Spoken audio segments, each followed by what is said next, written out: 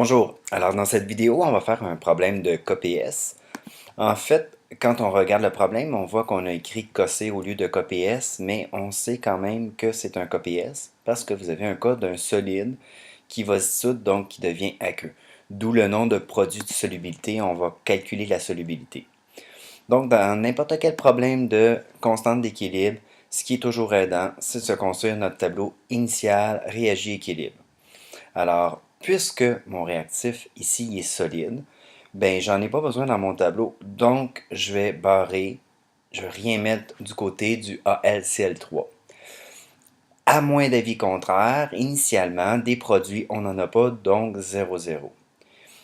Puisque mon but est de trouver la solubilité, c'est-à-dire le nombre de moles par litre que je peux dissoudre de AlCl3, ben je vais aller placer la variable x vis-à-vis AlCl3.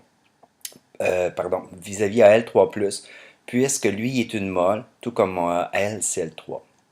Donc, j'ai mis un S. La plupart des livres de chimie vont prendre S comme variable parce que ça fait référence à solubilité. Si vous utilisez X, il n'y a aucun problème avec ça. Donc, 0 plus quoi donne S? S. Maintenant, je vais faire de la stochio. Important, la stochio, on ne la fait que dans la ligne de la réaction. Alors, S multiplié par celui que je veux, 3, divisé par celui que je suis commencé, 1, 3S. Et finalement, 0 plus 3S, 3S. Mon tableau est complété. Maintenant, je vais pouvoir écrire l'équation générale du KC. J'ai marqué KC égale KPS pour se rappeler que c'est un problème de KPS. Je prends ma quantité de produit, ma concentration, Al3+, fois la concentration du sel- exposant 3.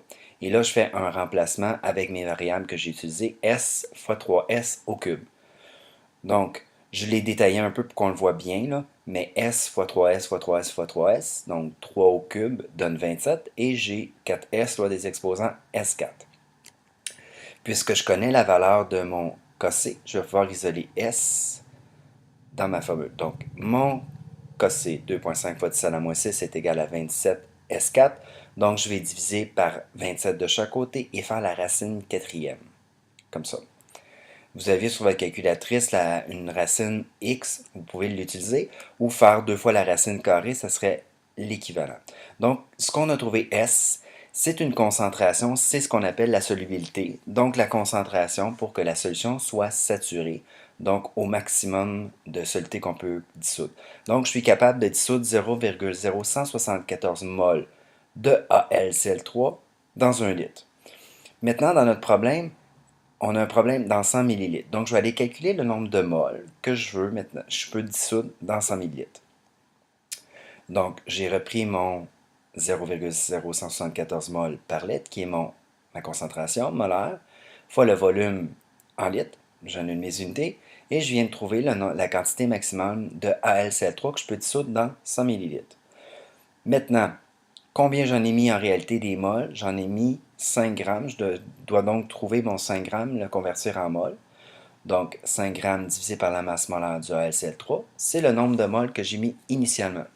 Pour que ça soit plus visuel, maintenant, je vais faire un petit dessin.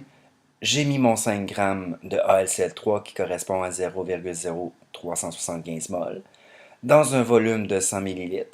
J'ai fait un calcul avec mon KPS que je suis capable en réalité d'en dissoudre 0,00174 mol.